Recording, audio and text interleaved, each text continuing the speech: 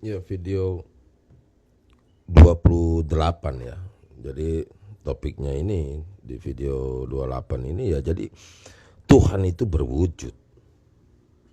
Lah, bagaimana maksudnya?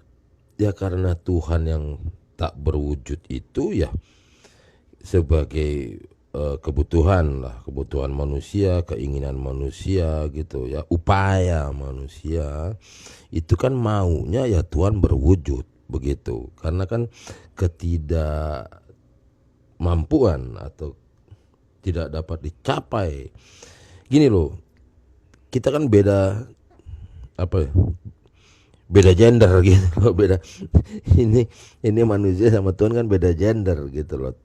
Namun kalau kita di dalam bahasa manusia gitu, dibahasakan dalam manusia, antar manusia sama manusia, sejujurnya kan mencari wujud, ya kan, tidak yang terawang sana terawang sini. Ya memang itu perjalanan manusia yang dimana nanti ada kisahnya. Memang semua awalnya juga tidak berwujud. Namun kan tadi kan saya sudah uraikan, saya sudah sampaikan bahwa nanti ada yang diistilahkan lah, yang diistilahkan Tuhan juga berupaya untuk menunjukkan wujudnya itu. Nah sekarang kita ngeliat dari sisi posisi manusia dulu begitu. Nah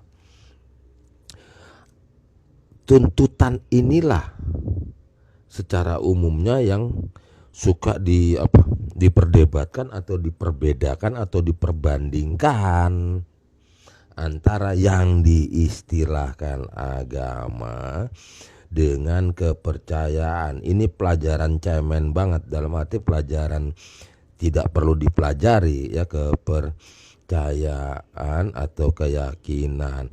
Kenapa? Karena urusan beginian saya udah coba cari tahu ya. Tidak banyak di negara mana yang ngeributin ginian. Saya ngambil kesimpulan gampangnya aja, di negeri ini doang nih. Gitu loh. Memperdebatkan, membedakan, mempermasalahkan. Yang ini namanya agama, yang ini namanya kepercayaan. Oh itu keyakinan. Maka hal-hal gini adalah cenderung ke animisme, cenderung ke musyrik, cenderung ke kafir, cenderung ke gitu loh. Hanya di sini kok. Gitu. Jadi ya saya jadi mesti ngikutin juga sedikit opini ya, kan itu opini toh, atau apa sih bilangnya, pakem-pakem negeri inilah, begitu aja dah dulu dah. Akan untuk menjabarkan tentang Tuhan itu bermodalkan opini yang keliru itu untuk memahaminya dengan kendaraan yang bernama agama. Dan bila mana orang yang tidak arahnya ke sini, maka kendaraannya ini, kan begitu. Padahal ini semua mencari wujud. Padahal ini semuanya adalah yang dimaksud religion, terpaksa diulang-ulang. Gitu loh. Soalnya tabu ini nanti nih urusannya. Ada aja ntar yang sok teong gitu loh. Ya, padahal ini sama-sama juga aja gitu. Ya, ini ternyata tuntutan manusia itu ya harus sampai ada wujud. Karena gini ya, saya bicara dulu, saya sampaikan dulu bahwa Tuhan belum memberikan wujud yang dari pihaknya gitu loh. Ya sebetulnya itu juga sudah tidak bisa menggunakan bahasa manusia ini untuk menerangkan, tapi ya harus dipaksa lah gitu loh. Kita harus paksakan supaya memahami sekeras mungkin, semampu mungkin menjabarkannya begitu maksudnya. Karena nanti saya kasih contoh deh ya, ini bicara Tuhan mulu gitu ya, terserah bahasa apa ya, mau pakai apa, Adonai, Yahweh, YHWH, mau Lord kayak mau apa kayak, mau God kayak mau Allah kayak mau apa, itu urusan masing-masing dulu ya. Pokoknya ini sang pencipta aja, udah gitu dulu.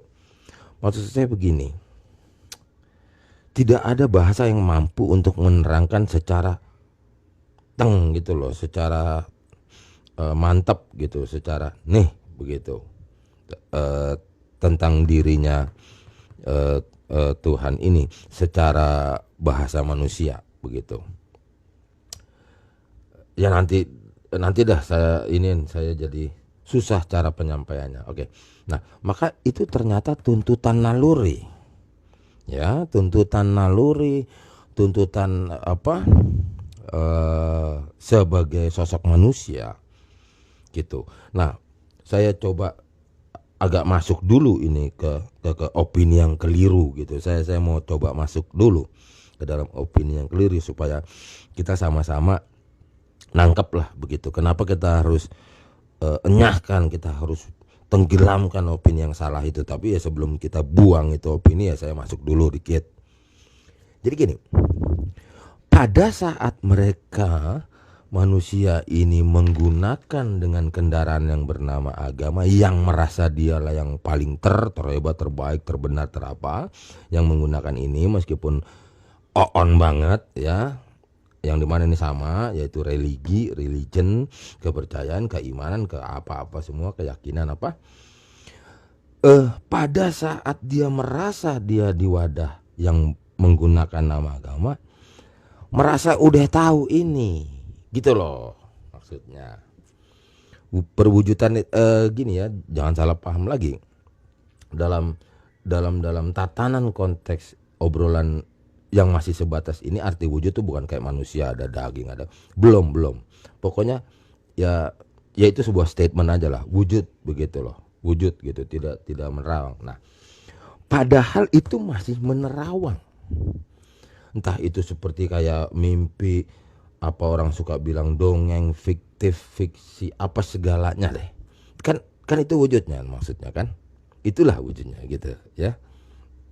Nah, ini menuding pihak yang menggunakan kendaraan ini atau wadah yang dinamakan ini, menuding padahal sama-sama juga nih, tuh ya, betul ya. Menuding bahwa dia ini telah mewujudkan si sang pencipta itu, yang di atas langit itu, begitu dulu. Paham nggak maksudnya? Jadi telah menuduh lah begitu, telah menghina atau olok-olok, telah mocking begitu. Kepada siapa? Ya itu tadi, kepada yang orang menyembah patung, gunung, pohon, apa segala begitulah, yang biasa dikatakan animisme apa segala, atau menduakan Tuhan, mentigakan Tuhan, mempatkan Tuhan, udah begitulah. Nah, kita tenang dulu, renungkan dulu apa ini maksud.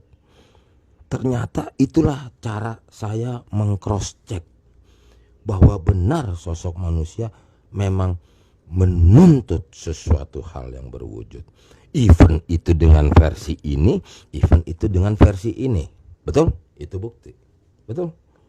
Kan itu bukti bahwa setiap varian manusia, jenis manusia, ya kan, dengan menggunakan apapun namanya, apapun kepercayaannya, agamanya, religinya apa tuh, capek saya ngomong harus lengkap ya. Ya kan? Ternyata naluri manusia memang minta kok perwujudan yang dia ingin upayakan memahami, ingin upayakan mengenal, mendalami apa segala si sang pencipta langit dan bumi itu. Clear di situ, kita kunci dulu di situ bahwa tak terbantahkan bahwa manusia memang gitu loh, secara alami, secara naluri, atau bahkan tuntutan secara diri manusia itu harus ada yang berwujud, begitu loh, apapun caranya, kan gitu loh. Ini kan udah bukti, kan tadi saya udah bilang, saya coba masuk dulu ke dalam opini yang salah, yaitu yang dimana harusnya tadi satu religion tapi terbelah menjadi dua. Saya ikutin dulu nih jalan pikirannya. Ada yang versi dengan gaya agama, ada yang versi dengan kepercayaan, betul? Padahal dibalik itu semua karena keoonan pihak ini, padahal itu sama aja, tapi oke, kita turut dulu cara pandangnya. Terbelah, betul? Ada yang dengan cara ini, ada yang dengan cara ini. Oke. Lalu lanjut, kita buktikan meskipun menggunakan istilah ini, tetap si manusianya nyari wujud. Meskipun yang diejek-ejek pihak ini, manusianya cari wujud juga rupanya. Artinya kenapa? Lock, terkunci semuanya, tak terbantahkan, clear bahwa manusia memang di dalam berspiritual secara mistika menuntut, meminta, memohon, mengharap Sang Pencipta itu berwujud bagi diri manusia, bagi saya, bagi Anda, bagi kamu, bagi lo, bagi gue, begitu loh. Itu dulu. Lah, ini saya jadi loncat, sebetulnya masih agak ke depan lagi harusnya. Sinkron dengan pendapatnya Tuhan, begitu. Memang ternyata Tuhan ada saatnya mesti memberitahukan ke muka bumi ini, si penghuni manusia ini, gitu loh. Mesti dia si Tuhan ini gitu ya, si Sang Pencipta itu memang ternyata memang beliau Tuhan itu memang mau menampakkan wujudnya, ya tentu dengan cara dia gitu, dengan cara Tuhannya sendiri begitu ya, gitu. Jangan bayangin dulu itu apa begitu, apa benda atau apa, enggak gitu loh. Kita lagi cross check, maksudnya dari segala sudut pandang, dari segala alasan apapun ternyata terbukti. Maka itu saya bilang kita kunci dulu bahwa benar adanya apapun alasannya seorang sosok manusia di dalam saya pinjam aja nih istilah berimajinasi, ya toh, di dalam doanya, di dalam sembahyangnya, di dalam pengharapannya tentang Sang Pencipta itu secara naluri menuntut berwujud. Itu clear banget udah. Mau apapun sampai nungging juga cerita, kita udah cross check kan, jelas gitu loh. Ini enak nih, urusan agak sulit begini hitung menit, saya tahunan loh paham begini ya. Saya pun mesti narasikan dengan bahasa pengantar supaya pada ngerti gitu loh teman-teman YouTuber ya. Nanti kita masuk aja deh ke selanjutnya tentang apa sih strateginya Tuhan itu untuk menunjukkan wujudnya kepada manusia di atas bumi ini. Nah itu dia, gitu aja dulu ya. Sambil puyang dulu nih, minum, selesai dulu di video nomor 28, cut dulu.